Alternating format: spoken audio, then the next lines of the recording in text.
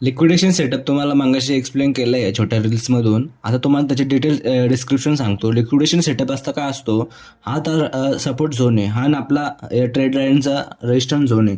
ज्यावेळेस प्राईस आहे का नाही लिक्विडेट होत असते, म्हणजे त्या प्राईसचा रिटेल आणि सेलर यांची बायर आणि सेलर यांची मूविंग कने एका ठिकाणी येते, त्याला कने लिक्विडेशन सेटअप म्हणतात. ज्यावेळेस लिक्विडेशन सेटअप ब्रेक होतो त्यावेळेस मोठी मूव येण्याची चान्सेस असतात. म्हणजे हे तुम्ही बघू शकता, इथून अशी रॅपिड चांगली मूव आलेली आहे, टार्गेट पण चांगलं भेटतं या ठिकाणी, यालाच आपण लिक्विडेशन सेटअप म्हणतो.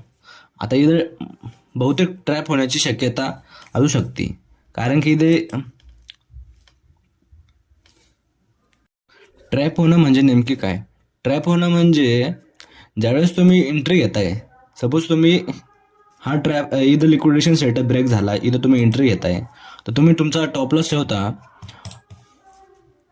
टॉपलॉस तुम्ही काही ह्या पॉईंटच्या वरती ठेवा, ह्या लोला ठेवा तुम्ही प्राईस त्यावेळेस. कारण की मार्केट जेव्हा इथून हे टर्न होईल वरती जाईल, तुम्हाला वाटतं वा वरती गेलं मार्केट, त्याच्यानंतर तिथून एक रिटेस्ट देईल मार्केट रिटेस्ट दिल्यानंतर मग तिथून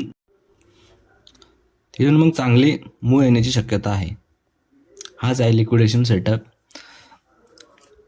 तुम्हाला असेच व्हिडिओ लागत असेल तर तुम्ही कमेंट करा, कोणत्या विषयावर व्हिडिओ बनवायची हे सजेस्ट करा. थँक्यू.